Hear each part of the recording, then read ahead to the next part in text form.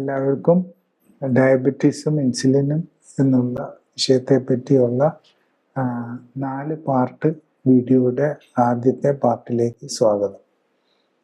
ആദ്യത്തെ പാർട്ടിൽ നമ്മൾ നോക്കുന്നത് ഡയബറ്റീസിൻ്റെയും ഇൻസുലിൻ്റെയും സ്വഭാവവും എന്തുകൊണ്ട് ഡയബറ്റീസ് വരുന്നു എന്നുള്ളതും ഇൻസുലിന് അതിൽ എന്താണ് റോൾ ഉള്ളതെന്നും പിന്നെ ഇതിന് വേണ്ട ടെസ്റ്റുകൾ എന്തൊക്കെയാണെന്നുള്ളതും പിന്നെ ആർക്കൊക്കെയാണ് ഇത് വരാൻ കൂടുതൽ സാധ്യത എന്നുള്ളതും ഒക്കെ ആയിട്ടാണ്. ആദ്യത്തെ ചോദ്യം ഡോക്ടർ ജോളിയോട് ചോദിക്കാനുള്ളത്, സാധാരണഗതിയിൽ ആൾക്കാർ പൊതുവെ ഡയബറ്റീസ് എന്ന് വന്നാൽ ഒന്നായിട്ടാണ് കാണുക. ഇപ്പോൾ ഡോക്ടർമാർ പറയും ഡയബറ്റീസ് ടൈപ്പ് 1 ടൈപ്പ് 2 അങ്ങനെ പല ടൈപ്പ് ഉണ്ടെന്നൊക്കെ പറഞ്ഞാൽ പോലും ഈ പേഷ്യൻസിന് ഇപ്പോഴും ഡയബറ്റീസ് എന്ന് പറഞ്ഞാൽ ഒന്നാണ്. അത് എന്തുകൊണ്ടാണ്? പേഷ്യന്റിന് ശരിക്കും ഡയബറ്റീസ് ടൈപ്പ് 1 ഉണ്ട് ടൈപ്പ് 2 ഉണ്ടെന്ന് അറിയാം, പക്ഷെ ആർക്കും തന്നെ ഡിഫറൻസ് അറിയത്തില്ല. അതാണ് പ്രോബ്ലം. കാരണം എന്താണെന്ന് വെച്ച് കഴിഞ്ഞാൽ എല്ലാവർക്കും ട്രീറ്റ്മെൻറ്റ് ഒന്ന് തന്നെയാണ് കൊടുക്കുന്നത്. ടൈപ്പ് 1-നും ഇൻസുലിൻ കൊടുക്കും, ടൈപ്പ് 2-നും ഇൻസുലിൻ കൊടുക്കും. അതുകൊണ്ട് ആക്ച്വൽ ഡിഫറൻസ് എന്താണെന്ന് അറിയില്ല എന്നുള്ളതാണ്. അപ്പം ബേസിക്കലി എല്ലാവരും മനസ്സിലാക്കേണ്ടത്, ടൈപ്പ് 1 എന്ന് പറഞ്ഞു കഴിഞ്ഞാൽ നമ്മളുടെ പാൻക്രിയാസ് ആവശ്യത്തിന് ഇൻസുലിൻ ഉണ്ടാക്കുന്നില്ല. അവിടെ ഒന്നെങ്കിൽ ഒരു ഓട്ടോ ഇമ്മ്യൂൺ ഡിസീസ് വന്ന്, പ്രത്യേകിച്ച് കൊച്ചു പിള്ളേരിലാണ് കൂടുതലായിട്ട് വരുന്നത്, ഈ പാൻക്രിയാസിൻ്റെ ഐലറ്റ് സെൽസിനെ ഡിസ്ട്രോയ് ചെയ്യുന്നൊരു ഡിസീസാണത്. അതുകൊണ്ട് വന്നതാകാം.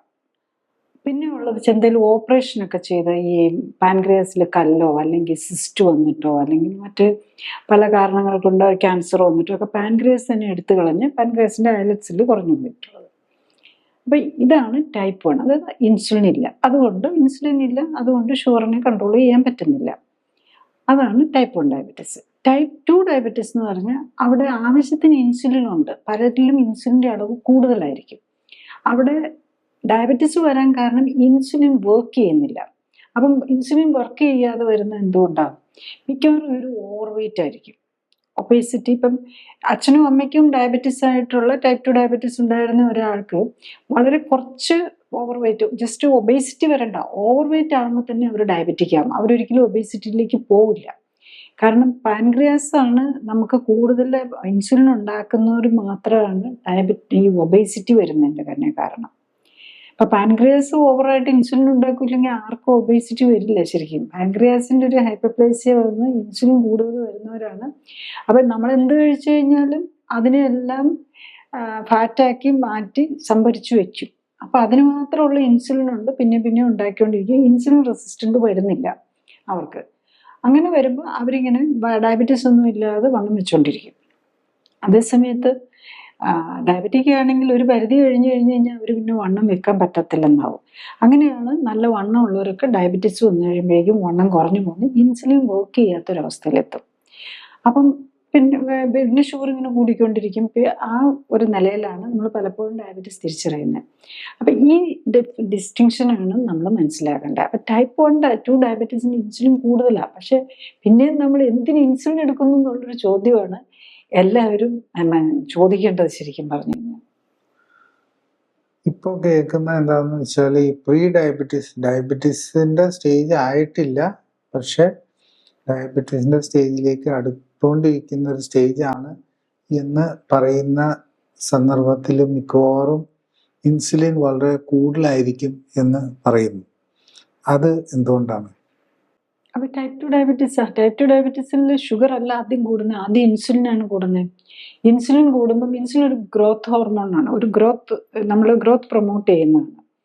അപ്പം എന്താ സംഭവിക്കുന്നത്? ഈ ഇൻസുലിൻ്റെ അളവ് കൂടുമ്പോഴാണ് സാധാരണ ഈ വണ്ണമുള്ളവരിലും ഈ പ്രീ ഡയബറ്റിക് ആയിട്ടുള്ളവരിൽ കാണുന്നതാണ് കഴുത്തിന് ചുറ്റും ഡാർക്ക് നിറം വരും, അതുപോലെ തിക്കായിട്ട് സ്കിന്ന് വരും, അതുപോലെ കക്ഷത്തിൽ മറ്റ് ജോയിൻസിൻ്റെ ഇടയിൽ ജോയിൻസിൽ ഒക്കെ ഡാർക്കനിങ് വരും.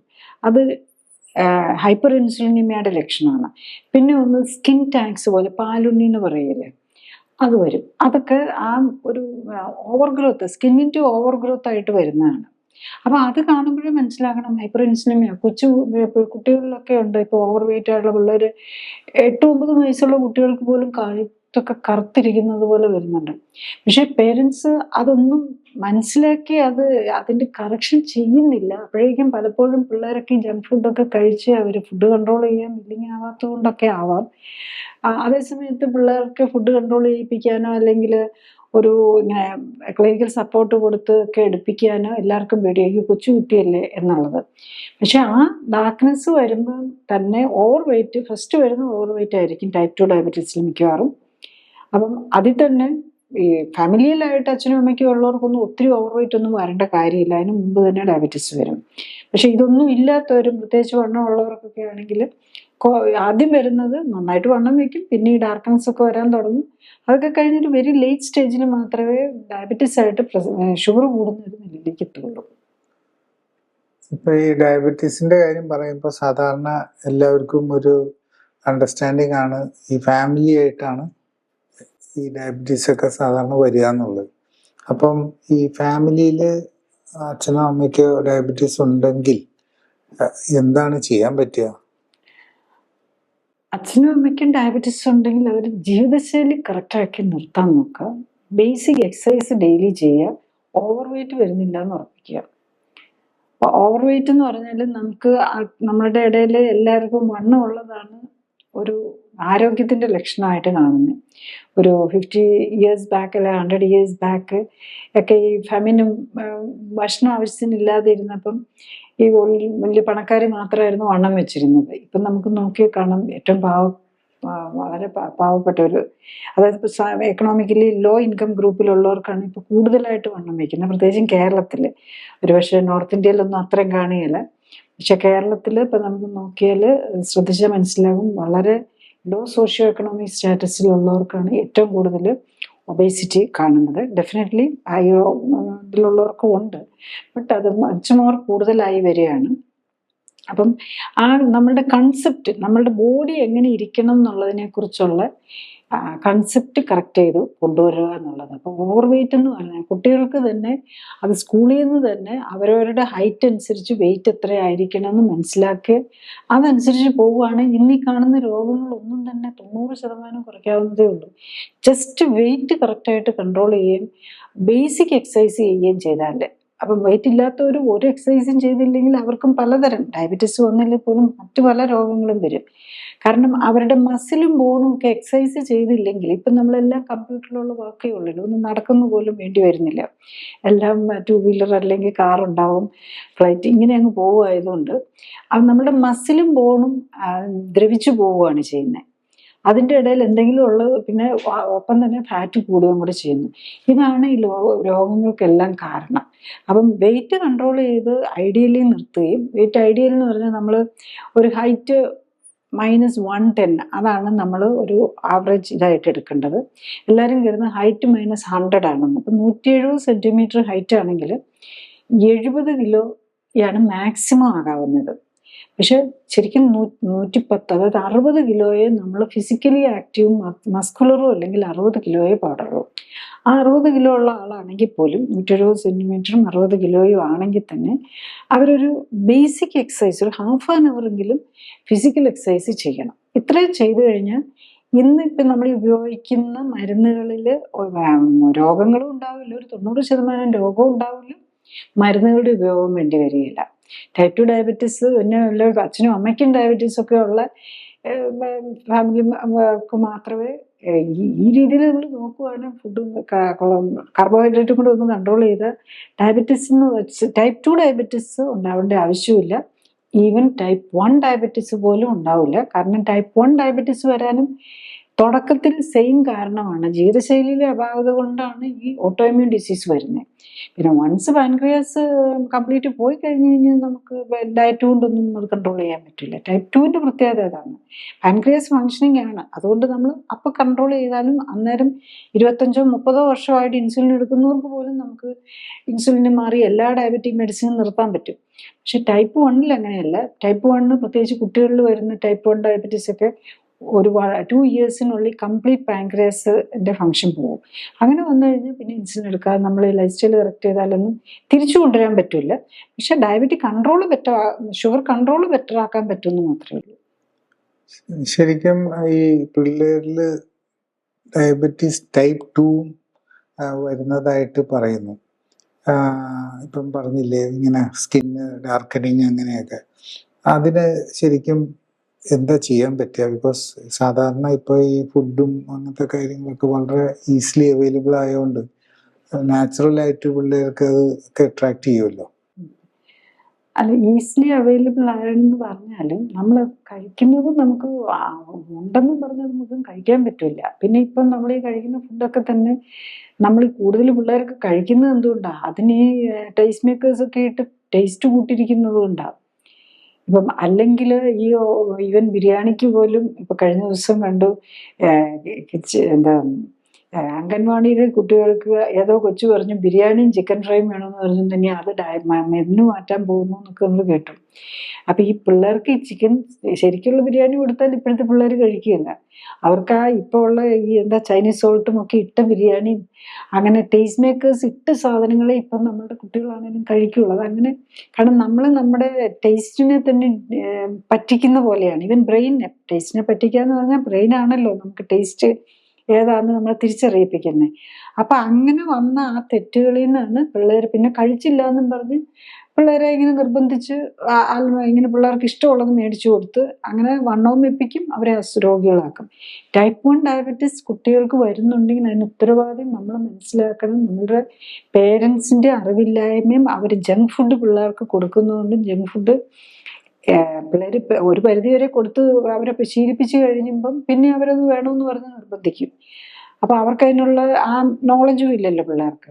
അപ്പം അത് കൊച്ചിലെ തന്നെ പിള്ളേർക്ക് ഇങ്ങനത്തെ ജങ്ക് ഫുഡ് കൊടുക്കാതെ അവർ ഓവർ വെയിറ്റ് ആകുന്നില്ല എന്ന് ഉറപ്പിക്കാനും പല പേരൻസിനും ഉണ്ട് വണ്ണം വെപ്പിക്കണമെന്ന്. അപ്പം അവരുടെ ഹൈറ്റിനനുസരിച്ചുള്ള വണ്ണമാണോ എന്നുള്ളത് നോക്കണം. ഒരു കാരണവശാലും കുട്ടികൾക്ക് ഓവർ വെയിറ്റ് വരാതിരിക്കാനും ജങ്ക് ഫുഡ് കൊടുക്കാതിരിക്കാനും ശ്രദ്ധിക്കുക. ഇപ്പം ഈ ഡയബറ്റീസിന്റെ തുടക്കമാണെങ്കിൽ അല്ലെങ്കിൽ അതിന് ശേഷവും സാധാരണ എല്ലാവരും ഷുഗറിന്റെ അളവ് ഗ്ലൂക്കോസ് ടെസ്റ്റ് ആണ് ചെയ്യുക. യൂറിനിലോ ബ്ലഡിലൊക്കെ ആയിട്ട് ടെസ്റ്റ് ചെയ്യും. അപ്പം പറയുന്നത് ആ ടെസ്റ്റുകൾ മാത്രം പോരാ, ശരിക്കും നമ്മളുടെ ഡയബറ്റീസിന്റെ സിറ്റുവേഷൻ അറിയണമെങ്കിൽ വേറെ ടെസ്റ്റുകളും വേണം എന്നുള്ളതാണ്. അപ്പം അതിൻ്റെ എന്താണ് മനസ്സിലാക്കേണ്ടത്? ഡയബറ്റീസ് ആണെന്ന് അറിഞ്ഞു കഴിഞ്ഞാൽ ഇപ്പം ഷുഗർ കൂടുതൽ കണ്ടു, ഇമ്മീഡിയറ്റ്ലി നമ്മൾ ചെക്ക് ചെയ്യേണ്ടത് എന്താണെന്ന് വെച്ചാൽ HbA1c ചെക്ക് ചെയ്യണം. HbA1c നമ്മൾ ഒരു ദിവസം ഇച്ചിരി ഷുഗർ കൂടിയെന്നും പറഞ്ഞ് ചിലപ്പോൾ ഡയബറ്റീസ് തന്നെ ആവണമെന്നില്ല. അതെപ്പോഴും എന്തെങ്കിലും പ്രത്യേകിച്ച് അവരെടുത്ത മെഡിസിൻ്റെയോ അല്ലെങ്കിൽ എന്തെങ്കിലും ഒരു പ്രത്യേക സാഹചര്യത്തിലോ ഒക്കെ ചിലപ്പോൾ ആ ഭക്ഷണം കഴിച്ച് എന്ത് ഭക്ഷണമാണെന്നൊക്കെ അനുസരിച്ച് വ്യത്യാസം വരും. അപ്പം HbA1c നോക്കുമ്പോൾ 3 months ആവറേജ് ആണ്. അതായത് ഈ ഷുഗർ കൂടിയതിൻ്റെ പേരിൽ നമ്മളെ രക്താണുക്കൾക്ക് അല്ലെങ്കിൽ ഹീമോഗ്ലോബിൻ ഈ ഓക്സിജൻ കൊണ്ടുപോകുന്ന ആ സ്പെഷ്യൽ പിഗ്മെന്റിന് എന്തോരം ഡാമേജ് വന്നെന്നുള്ളതാണ് അത് നോക്കുന്നത്. അപ്പം അതിൻ്റെ അളവ് കൂടിയിട്ടുണ്ടെങ്കിൽ അത് വെച്ച് നമുക്ക് അസസ് ചെയ്യാം എന്താണ് അതിൻ്റെ ഇമ്പാക്റ്റ് എത്രയുണ്ട്, എന്തോരം ഉണ്ട് എന്നുള്ളത് അറിയാൻ പറ്റുന്നതാണ്. നെക്സ്റ്റ് ഉള്ളത് പിന്നെ അറിയേണ്ടത് അത് ടൈപ്പ് 1 ഡയബറ്റീസ് ആണോ ടൈപ്പ് 2 ഡയബറ്റീസ് ആണോ, നമ്മുടെ ബോഡി എന്തോരം ഇൻസുലിൻ ഉണ്ടാക്കുന്നുണ്ടെന്നുള്ളതാണ്. അതിന് നമ്മൾ ഇൻസുലിൻ ലെവൽ ചെക്ക് ചെയ്യണം. അപ്പം ഷുഗർ ഹൈയും ആണ് ഇൻസുലിൻ ലോയും ആണെങ്കിൽ അതിൻ്റെ അർത്ഥം അത് ടൈപ്പ് 1 ഡയബറ്റീസാണ്. നമ്മുടെ ബോഡി നാച്ചുറലി ഷുഗർ കൂടുന്നതനുസരിച്ച് ഇൻസുലിൻ കൂട്ടി ഉണ്ടാക്കണം. അപ്പം ഈ ഇൻസുലിൻ ഷുഗർ കൂടി 300-ലും നിൽക്കുന്നു, ഇൻസുലിൻ്റെ ലെവല് 1-2 ഒക്കെ ആയിട്ട് നിൽക്കുകയാണ്, അത് ടൈപ്പ് 1 ഡയബറ്റീസ് എന്നെടുക്കാം. അതേസമയത്ത് ഷുഗറിൻ്റെ അളവും കൂടുതലോ ഇൻസുലിൻ്റെ അളവ് നോർമലോ അതിൽ കൂടുതലോ ആണ്. അപ്പം ഷുഗർ 300-ഉം ഇൻസുലിൻ 30-ഓ അത് 300-ഉം ഒക്കെ ആയിട്ട് നിൽക്കുന്നവരും കാണാറുണ്ട്. അങ്ങനെ വന്നാൽ അത് ടൈപ്പ് 2 ഡയബറ്റീസാണ്, അതായത് ഇൻസുലിൻ വർക്ക് ചെയ്യാത്തത് കൊണ്ടുള്ളതാണ്. പിന്നെ വേറൊരു ഗ്രൂപ്പ് വരുന്നതെന്ന് വെച്ചാൽ ഓൾറെഡി ഡയബറ്റിക് ആണ്, ഇൻസുലിൻ എടുത്തുകൊണ്ടിരിക്കുക, അവരിതിൽ ടൈപ്പ് 1 ആണോ ടൈപ്പ് 2 ആണോ നിങ്ങൾ തിരിച്ചറിയുന്നുള്ളതാണ്. അങ്ങനെയുള്ളവർക്ക് സി പെപ്റ്റൈഡ് എന്ന് പറഞ്ഞ്, അതായത് നമ്മൾ ഇൻസുലിൻ ഉണ്ടാക്കുമ്പോൾ ഒരു പ്രോ ഹോർമോൺ ആയിട്ടാണ് ഉണ്ടാക്കുന്നത്. അതിനെ ആക്ടിവേറ്റ് ചെയ്യുമ്പോൾ ഒരു കുറച്ച് ഭാഗം അതിനകത്ത് സെപ്പറേറ്റ് ചെയ്യും. അതിനെയാണ് സി പെപ്റ്റൈഡ് എന്ന് പറയുന്നത്. ആ സി പെപ്റ്റൈഡിൻ്റെ അളവ് നോക്കിക്കഴിഞ്ഞാൽ നമ്മളുടെ ബോഡി എത്ര ഇൻസുലിൻ ഉണ്ടാക്കുന്നുണ്ടെന്ന് അറിയാം. മറ്റേ പുറത്തുനിന്ന് എടുക്കുന്ന നമ്മളെ ഇൻസുലിന് ആ പാർട്ട് കാണില്ല. അപ്പം സി പെപ്റ്റൈഡ് ലെവൽ നോർമൽ ആണെങ്കിൽ നമുക്കറിയാം ഇത് ടൈപ്പ് 2 നോർമലോ അതിൽ കൂടുതലോ അങ്ങനെയാണ് കാണുക. ആണെങ്കിൽ അത് ടൈപ്പ് 2 ആണെന്നും കുറവാണെന്നുണ്ടെങ്കിൽ നമുക്കെടുക്കാം അത് ടൈപ്പ് 1 ആണെന്നും. ഈവൻ ടൈപ്പ് 1 ഡയബറ്റീസ് ആണെങ്കിൽ പോലും, ടൈപ്പ് 1 ആണ് സി പെപ്റ്റൈഡ് ലോ ആണെങ്കിൽ പോലും നമ്മൾ കറക്റ്റായിട്ട് ഒരു കുറച്ചെങ്കിലും, അതായത് നമ്മൾ മിനിമം ഒരു 1.1 ഒക്കെയാണ് നമ്മൾ ലോ നോർമലായിട്ട് നോർമൽ ലെവൽ എന്ന് പറയുന്നത്. അത്രയൊന്നും ഇല്ലെങ്കിലും ഒരു 0.5 എങ്കിലും ഉണ്ടെങ്കിലും സി പെപ്റ്റൈഡ് ഉണ്ടെങ്കിൽ പോലും നമുക്ക് മിക്കവാറും കറക്റ്റ് ലൈഫ് സ്റ്റൈൽ കൊടുത്തു കഴിഞ്ഞ് കഴിഞ്ഞാൽ അവരുടെ ആ കുറച്ച് പാൻക്രിയാസിനെ ഇമ്പ്രൂവ് ചെയ്ത് ഐലറ്റ് സെൽസിനെ റിപ്പയർ ചെയ്തെടുത്ത് കുറച്ചും കൂടെ കൂട്ടി ഒരു 1ന് മുകളിൽ കൊണ്ടുപോകാനും ലൈഫ് സ്റ്റൈൽ കറക്റ്റായിട്ട് നോക്കുകയാണെങ്കിൽ, അതായത് ഫുഡ് കൺട്രോളും വെക്കുകയാണെങ്കിൽ ഇൻസുലിനും ഒന്നും ഇല്ലാതെ കൊണ്ടുപോയി മാനേജ് ചെയ്യാനും പറ്റും. അപ്പം അങ്ങനെയും കാണാറുണ്ട്. അപ്പം എനിക്ക് തന്നെ പല എക്സ്പീരിയൻസും ഉണ്ട്. കൊച്ചുകുട്ടിയായിരുന്നപ്പോൾ തന്നെ തുടങ്ങിയതാണ്, 14 വയസ്സിലോ അല്ല 18 വയസ്സിലോ ഒക്കെ തുടങ്ങി. അപ്പം ഇൻസുലിൻ തന്നെ എടുത്തുകൊണ്ടിരിക്കുക, വർഷങ്ങളായിട്ട് ഇൻസുലിൻ എടുത്തുകൊണ്ടിരിക്കുക. 30, 36 വയസ്സായവരും ഈവൻ അല്ല 22 വയസ്സുള്ളവരും ഒക്കെ ടൈപ്പ് 1 ആണെന്ന് ഇൻസുലിൻ ഇഞ്ചക്ഷൻ എടുത്തുകൊണ്ടിരിക്കുന്നവർ നോക്കുമ്പോൾ ശരിക്കും ടൈപ്പ് 2 ആയിരിക്കും. പിന്നെ ചിലർ ടൈപ്പ് 1 ആണെന്ന് പറഞ്ഞിരിക്കുന്നത്, ഇപ്പം ഈവൻ റീസെൻ്റ്ലി ഞാൻ ഓർക്കുന്ന ഒരു 50 വയസ്സുള്ള ആളാണ്. അദ്ദേഹം വർഷങ്ങളായിട്ട് ഇൻസുലിൻ എടുത്തുകൊണ്ടിരിക്കുകയാണ്. അവർ വേറെ ഇവിടെയൊക്കെ പോയി ഇൻസുലിൻ ലെവലും ഒക്കെ നോക്കി, എന്നിട്ടും അതും കുറവാണെന്ന് പറഞ്ഞു. അപ്പം വന്ന് നോക്കുമ്പം പ്രായമുള്ള ആളാണ്. വന്ന് നോക്കുമ്പോൾ അദ്ദേഹത്തിൻ്റെ ഇൻസുലിൻ ലെവല് സി പെപ്റ്റൈഡ് ലെവലിൽ ഇൻസുലിൻ എടുക്കുക. അതുകൊണ്ട് ഇൻസുലിൻ ലെവൽ ശരിക്കും ഹൈ ആണ്, നോർമലിനേക്കാൾ ഒത്തിരി കൂടുതലാണ്. ഓൾറെഡി ഒബേസ് ആണ്, അയാൾക്ക് ഇൻസുലിൻ റെസിസ്റ്റൻസും ഉണ്ട്. അപ്പം ഇദ്ദേഹത്തിൻ്റെ നോക്കുമ്പം 0.4 0.5 എന്ത് സി പെപ്റ്റൈഡ് ഉണ്ട്. നെക്സ്റ്റ് വീക്ക് 8th ഡേ ആയപ്പോഴേക്കും അദ്ദേഹത്തിൻ്റെ സി പെപ്റ്റൈഡ് ലെവൽ 1 അത്രയും തന്നെ കൂടി വന്നു. ഈവൻ 15th ഡേ ഒക്കെ ആയപ്പോൾ അത് 1.5 2 എന്തിലേക്ക് വന്നു. അപ്പം അതും പോസിബിൾ ആണെന്നുള്ളതാണ്. ഇപ്പോൾ പാൻക്രിയാസിന് കുറച്ചെങ്കിലും ഫങ്ഷൻ ഉണ്ടെങ്കിൽ കറക്റ്റായിട്ടുള്ള ലൈഫ് സ്റ്റൈലും കറക്റ്റായിട്ടുള്ള പോഷകങ്ങളും ഒക്കെ കൊടുത്തു കഴിഞ്ഞാൽ ഈ തീരെ കുറഞ്ഞ ഫങ്ഷനിൽ നിൽക്കുന്ന പാൻക്രിയാസിനെ പോലും സ്റ്റിമുലേറ്റ് ചെയ്ത് റിപ്പയർ ചെയ്ത് ഐലറ്റ് സെൽസ് മൾട്ടിപ്ലൈ ചെയ്ത് ബോഡി ആവശ്യത്തിനുള്ളത് ഉണ്ടാക്കും. ഈ പലപ്പോഴും ഡയബറ്റിക് പേഷ്യൻസ് പറയും എൻ്റെ ഷുഗർ കൺട്രോളിലാണ് എന്ന് പറയും. മരുന്ന് കഴിക്കുന്നുണ്ട്, ഷുഗർ കൺട്രോളാണ്.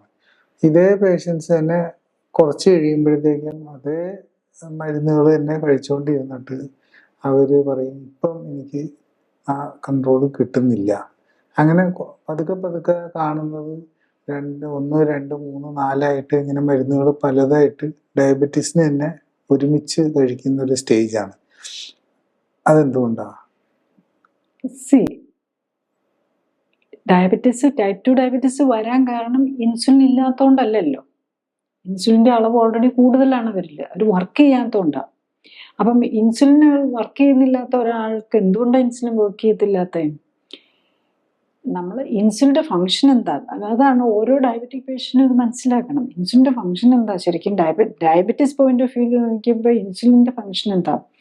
നമ്മൾ കഴിക്കുന്ന ഈ കാർബോഹൈഡ്രേറ്റ് ഒക്കെ അരിയും ഗോതമ്പും ചപ്പാത്തിയും ഇഡ്ഡലിയൊക്കെ കഴിക്കുമ്പം ആ ഷുഗറിനെ മാറ്റി ആവശ്യമുള്ള ഷുഗറിന് നമ്മളുടെ ബോഡിക്ക് കൊടുക്കുക, ബാക്കിയുള്ളതിനെ മാറ്റി ഫാറ്റാക്കി സ്റ്റോർ ചെയ്യുക. ഈ ടൈപ്പ് 2 ഡയബറ്റീസ് പേഷ്യൻസ് എല്ലാം ഓവർ വെയിറ്റ് ഉള്ളവരാണ്. അപ്പം ഇവർ പിന്നെ ഇത് കഴിച്ച് വെച്ചിട്ട് പക്ഷേ അരിയും ഗോതമ്പും ഒക്കെ എടുത്ത് കൂടുതലായിട്ട് ചോറും ചപ്പാത്തിയൊക്കെ കൂടുതൽ കഴിച്ച് വെച്ചിട്ട് നമ്മൾ 2 ഗുളികയും കൂടെ കഴിക്കും, അല്ല ഒരു ഇൻസുലിൻ ഇഞ്ചക്ഷൻ കൂടെ എടുക്കും. അപ്പം അതുകൊണ്ടുള്ള പ്രയോജനം എന്താ ശരിക്കും? ഈ കൂടുതലുള്ള ഇൻസുലിന് ഈ നമ്മൾ ആവശ്യമില്ലാതെ കഴിച്ച സാധനമെല്ലാം കൊണ്ടുപോയി ഫാറ്റാക്കി വെക്കും. അപ്പം നാച്ചുറലി വെയിറ്റ് കൂടാൻ തുടങ്ങുമ്പോൾ ഇൻസുലിൻ റെസിസ്റ്റൻസ് കൂടി വരും. അപ്പം പിന്നെ ഇൻസുലിൻ എടുത്തു കഴിഞ്ഞാലും ഇഫക്റ്റ് ഇല്ലെന്നാകും. അങ്ങനെയാണ് ആദ്യം ഒരു ഗുളികയായിരിക്കും, പിന്നെ 2 ആക്കും 3 ആക്കും 4 ആക്കും. അതും കഴിഞ്ഞ് ഇവന് 5 6 ഗുളിക എടുക്കുന്നവരെ കണ്ടിട്ടുണ്ട്. ടൈപ്പ് മരുന്നുകൾ 5 6 ഗുളികയല്ല, അത് 8 10 ഗുളിക കാണും. അതിൻ്റെ കൂടെ ഇൻസുലിനും ഉണ്ടാവും. യൂഷ്വലി ഡയബറ്റിക് പേഷ്യൻറ്റ് അതിൻ്റെ കൂടെ പ്രഷറും കൊളസ്ട്രോളും ഒക്കെ ഉണ്ടാവും. ഇതിനെല്ലാം കൂടി 10 20 ഗുളികയൊക്കെ ആയിരിക്കും കഴിക്കുന്നത്. അപ്പം ഈ ഗുളിക കൊണ്ട് ആക്ച്വലി ഗുണമല്ല ചെയ്യുന്നത്, ആക്ച്വലി ദോഷമാണ് വരുന്നത്. ടൈപ്പ് 2 ഡയബറ്റീസ് പേഷ്യൻറ്റിന് ശരിക്കും ഇൻസുലിൻ എടുക്കുന്ന ഗുണമല്ല വരുന്നത്, അവർക്ക് ദോഷമാണ് വരുന്നത്. അത് ബേസിക് സയൻസ് ആണ്. ഓക്കെ, ഇത് സൂഡോ സയൻസ് അല്ല, ശരിക്കും ബേസിക് സയൻസ് ആണ്. ശരിക്കും തെറ്റായ രീതിയാണ് ടൈപ്പ് 2 ഡയബറ്റീസിന് ഈ ഇൻസുലിൻ ഇഞ്ചക്ഷനും ഈ ഇൻസുലിൻ കൂട്ടുന്ന ഗുളികകളും. പിന്നെ ചില ലേറ്റസ്റ്റ് മരുന്നൊക്കെ ഉണ്ട് യൂറിനിൽ കൂടെ ഷുഗറിനെ പോകുന്നത് പ്രൊമോട്ട് ചെയ്യുന്നത്. അതിൻ്റെതായ സൈഡ് എഫക്ട്സ് വരാം, പക്ഷെ എന്നാൽ അത് അത്ര ദോഷം വരുത്തുകയില്ല. ഇതെല്ലാം കൂടെ കൊണ്ടുപോയി ബോഡി കയറ്റി വെക്കുകയില്ല.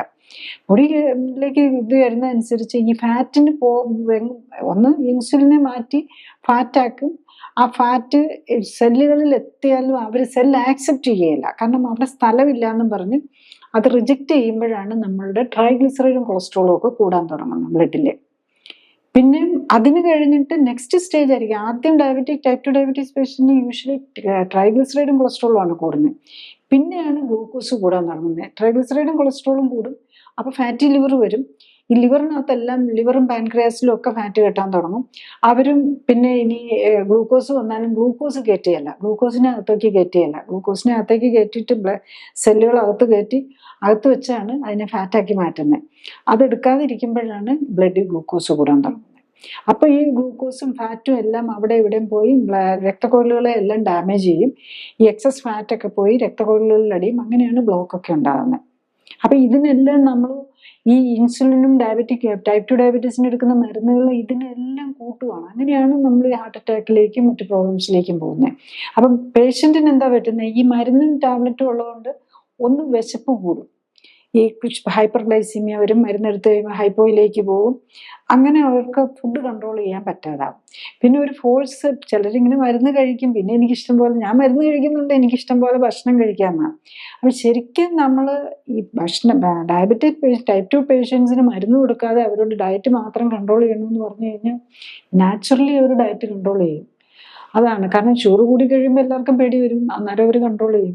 പക്ഷെ ഈ ഫോൾസ് ഒരു നമ്മൾക്ക് നമ്മൾ ഇത് മരുന്നുണ്ടല്ലോ എനിക്കൊരു കുഴപ്പമില്ല എന്നുള്ള മിഥ്യാധാരണ കൊണ്ട് വരുന്ന നമ്മൾ കൂടുതൽ പ്രോബ്ലംസിലേക്ക് പോകുന്നുള്ളതാണ്. ഈ PCOS എന്ന് പറയുന്ന സിറ്റുവേഷനുള്ള ലേഡീസിന്റെ ഓൾമോസ്റ്റ് 50% അവർ ഡയബറ്റീസിലേക്ക് ഡെവലപ്പ് ചെയ്യും, ഇൻസുലിൻ റെസിസ്റ്റൻസ് ഡെവലപ്പ് ചെയ്യും എന്നൊക്കെ പറയുന്നുണ്ട്. അത് എന്താ, അതേസമയം PCOSന്റെ ട്രീറ്റ്മെൻറ്റും ഈ ഡയബറ്റീസിന്റെ ട്രീറ്റ്മെൻറ്റും എല്ലാം അത് കോംപ്ലിക്കേറ്റ് ചെയ്യുന്നു കേൾക്കുന്നുണ്ട്. അത് എത്രമാത്രം ശരിയാണ്?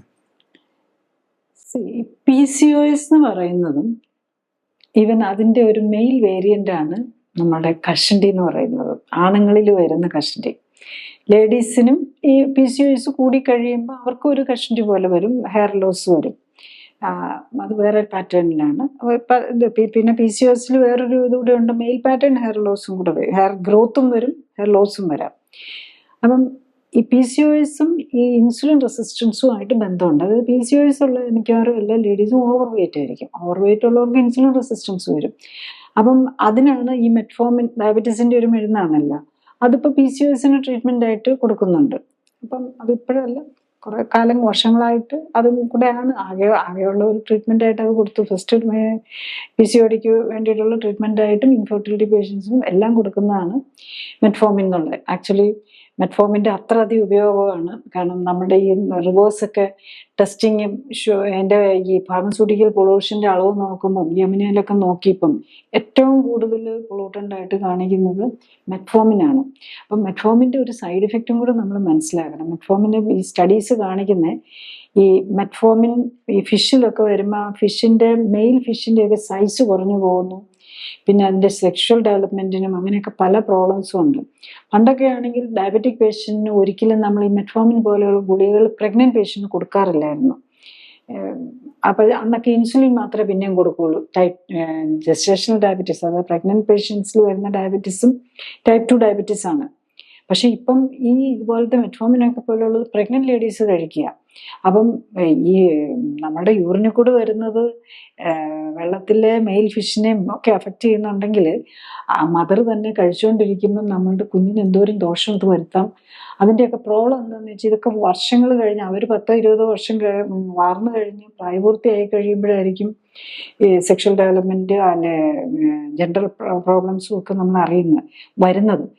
അപ്പോഴേക്കും നമ്മൾ അന്ന് കഴിച്ച മെറ്റ്ഫോമിൻ്റെ കാര്യമൊക്കെ അമ്മയെ മറന്നു പോയിട്ടുണ്ടാവും. അപ്പോൾ അതൊക്കെയാണ്. അപ്പം ബേസിക്കലി PCOD പേഷ്യൻസിന് ഒബേസിറ്റിയും അല്ലെങ്കിൽ ഓവർ വെയിറ്റ്, എക്സസ് ഫാറ്റ് ഉണ്ടാവും. അവർക്ക് ഇൻഫെർട്ടിലിറ്റി പ്രോബ്ലംസ് ഉണ്ടാവും. പ്രഗ്നൻ്റ് ആയാൽ തന്നെ അവർക്ക് ജസ്റ്റേഷൻ ഡയബറ്റീസും ഹൈപ്പർ ടെൻഷനും രണ്ടും ഒരേ ഇതിൻ്റെ തന്നെ രണ്ട് ഫേസാണ് ഡയബറ്റീസും ഹൈപ്പർ ടെൻഷനും. ഇതാണല്ലോ പ്രഗ്നൻസിയിൽ വരാവുന്ന ഏറ്റവും വലിയ കോംപ്ലിക്കേഷൻ. പിന്നെ അതൊക്കെ കഴിഞ്ഞ് പിന്നെ ഡെലിവറി കഴിയുമ്പോൾ ചിലപ്പോൾ ഇതൊക്കെ പോയിട്ടുണ്ടാവും. പിന്നെ വീണ്ടും ഒരു 10-40 വയസ്സാകുമ്പോഴേക്കും അന്നേരം ആ വെയിറ്റ് ഒക്കെ പിന്നെയും കുറയുമല്ലോ. പിന്നെ വീണ്ടും ഒരു 40 ഇയേഴ്സ് കഴിയുമ്പോഴേക്കും മെനപ്പോസ് ആകുമ്പോഴേക്കും വീണ്ടും വെയിറ്റ് ഗെയിൻ ചെയ്യാൻ തുടങ്ങും. അപ്പോഴേക്കും അവർക്ക് വീണ്ടും ടൈപ്പ് 2 ഡയബറ്റീസ് വരും. ഇത് ബേസിക്കലി നമ്മുടെ ബോഡിയിലെ ഫാറ്റുമായിട്ട് ഡയറക്റ്റ്ലി കണക്റ്റഡ് ആയിട്ടാണ് ഇതൊക്കെ ഇരിക്കുന്നത്. ശരിക്കും ഈ ഇൻസുലിൻ റെസിസ്റ്റൻസ് കൂടുന്നത് ഏതൊക്കെ സാഹചര്യത്തിലാണ്? വെയിറ്റ് ഗെയിൻ ആണ് ഏറ്റവും പ്രധാനമായിട്ട്. ഫാറ്റ് കൂടി നമ്മുടെ ബോഡിയിലെ ഫാറ്റ് സെൽസ് പിന്നെയും ഫാറ്റിനെ ആക്സെപ്റ്റ് ചെയ്യാൻ പറ്റാതെ വരുന്നു.